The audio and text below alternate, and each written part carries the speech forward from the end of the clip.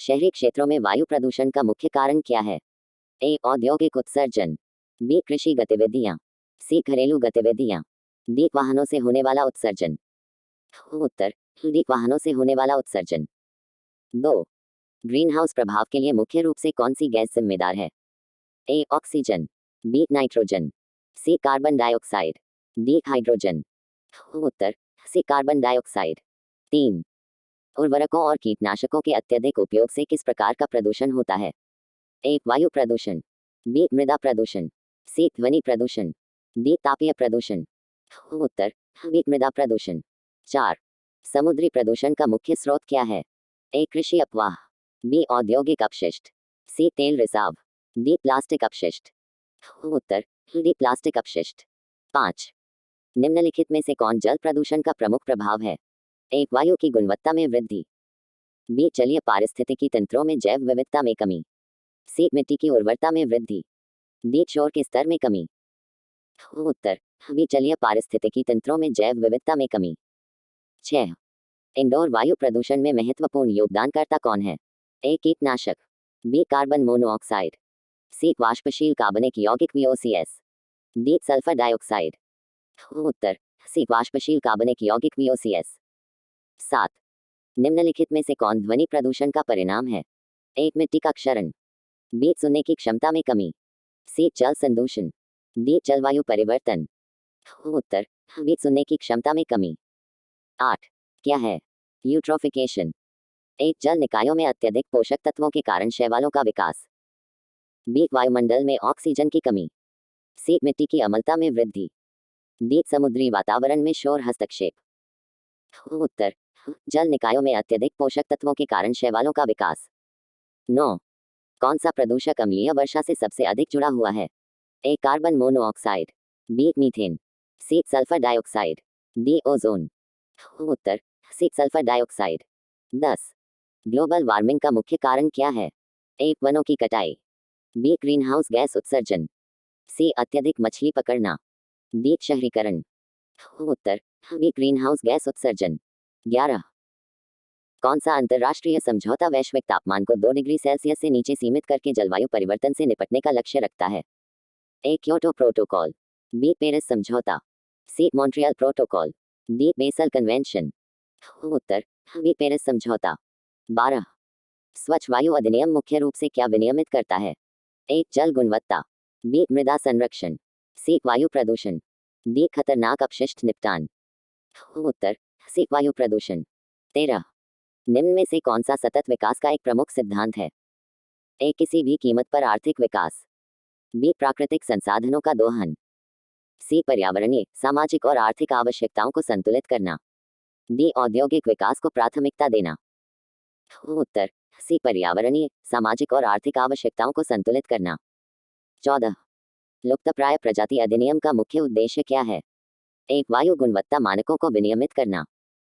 B. लुप्तप्राय और संकटग्रस्त प्रजातियों की रक्षा करना और उन्हें पुनः प्राप्त करना।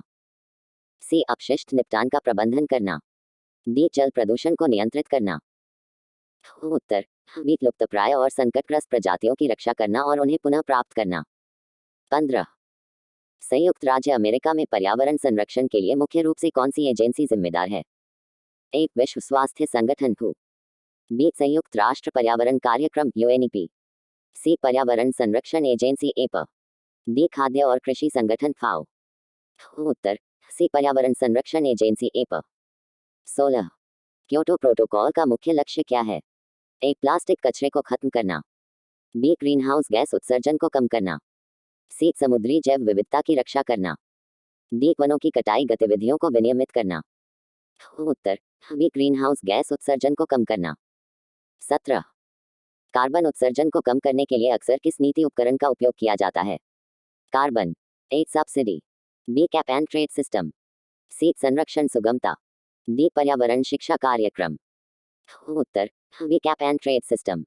18. जैविक विविधता पर कन्वेंशन CBD का उद्देश्य क्या है? ए. जीवाश्म ईंधन के उपयोग को बढ़ावा देना। बी. आनुवंशिक संसाधनों से लाभों का उचित और न्यायसंगत बंटवारा सुनिश्चित करना। सी. गैर नवीकरणीय संसाधनों के उपयोग को प्रोत्साहित करना। डी. शहरीकरण परियोजनाओं का समर्थन करना।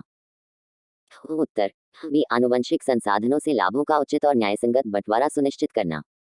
19 निम्नलिखित में से कौन सी प्रथा कृषि स्रोतों से जल प्रदूषण को कम करने के उद्देश्य से है? एक मोनोकल्चर खेती, बी फसल चक्र और समोच्च जुताई, सी सिंथेटिक उर्वरकों का उपयोग, डी स्लैश एंड वन कृषि। उत्तर बी फसल चक्र और समोच्च जुताई। 20 पर्यावरण प्रभाव आकलन EIA क्या है? एक शहरी क्षेत्रों में वायु गुणवत्ता मापने की प्रक्रिया, बी प्रस्तावित परियोजना के संभावित पर्यावरणीय प्रभावों का मूल्यांकन, सी नवीकरणीय ऊर्जा स्रोतों को बढ़ावा देने की नीति, डी अपशिष्ट निपटान की एक विधि। उत्तर बी प्रस्तावित परियोजना के संभावित पर्यावरणीय प्रभावों का मूल्यांकन। 21 शहरी क्षेत्रों में तूफानी जल अपवाह को प्रबंधित करने और बाढ़ को कम करने के लिए आमतौर पर किस अभ्यास का उपयोग किया जाता है? ए वनों की कटाई, बी हरित छतें, सी औद्योगिक खेती, डी भूजल निष्कर्षण। उत्तर बी हरित छतें। 22 पर्यावरण के संबंध में शहरी नियोजन का प्राथमिक लक्ष्य क्या है? ए आर्थिक विकास को अधिकतम करना, बी पर्यावरणीय प्रभाव को कम करते हुए जीवन की गुणवत्ता को बढ़ाना, सी जनसंख्या घनत्व में वृद्धि, डी औद्योगिक विकास को बढ़ावा देना। उत्तर बी पर्यावरणीय प्रभाव को कम करते हुए जीवन की गुणवत्ता को बढ़ाना। 23 घरेलू कचरे के प्रबंधन के लिए निम्नलिखित में से कौन सा एक स्थायी अभ्यास है? ए भस्मीकरण, बी लैंडफिलिंग, सी खाद बनाना, डी नदियों में डंपिंग। उत्तर सी खाद बनाना। 24 पर्यावरणीय प्रभावों का सामना करने और उनसे उबरने की समुदाय की क्षमता के लिए क्या शब्द है प्राकृतिक आपदाओं जैसे तनाव कारक? ए भेद्यता, बी स्थिरता, सी लचीलापन, डी अनुकूलन। उत्तर सी लचीलापन। 25 शहरी ऊष्माद्वीप प्रभाव में सबसे महत्वपूर्ण योगदान किस कारक का है? ए हरित स्थान का उच्च स्तर, बी प्रचुर मात्रा में जल निकाय, सी व्यापक कंक्रीट और डामर सतह, डी कम जनसंख्या घनत्व। उत्तर सी व्यापक कंक्रीट और डामर सतह। 26 पारिस्थितिक पदचिह्न क्या है? ए पर्यावरण पर किसी व्यक्ति की जीवन शैली का प्रभाव, बी नवीकरणीय ऊर्जा स्रोत का एक प्रकार, सी जैव विविधता का एक उपाय, डी मृदा संरक्षण की एक विधि। उत्तर पर्यावरण पर किसी व्यक्ति की जीवन शैली का प्रभाव। 27 निम्न में से कौन सा पर्यावरण प्रबंधन के लिए समुदाय आधारित दृष्टिकोण का एक उदाहरण है? एक राष्ट्रीय कानून, बी अंतरराष्ट्रीय संधियां, सी स्थानीय जलग्रहण समूह, डी कॉर्पोरेट नीतियां। उत्तर सी स्थानीय जलग्रहण समूह।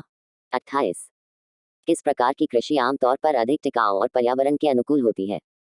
ए औद्योगिक मोनोकल्चर, बी जैविक खेती, सी स्लैश एंड वन कृषि, डी गहन पशुधन खेती। उत्तर बी जैविक खेती। 29 शहरी क्षेत्रों में हरित स्थानों को संरक्षित करने का मुख्य लाभ क्या है? एक भूमि मूल्य में वृद्धि, बी वायु और जल की गुणवत्ता में सुधार तथा जैव विविधता में वृद्धि, सी औद्योगिक विकास के लिए अधिक स्थान, डी परिवहन लागत में कमी।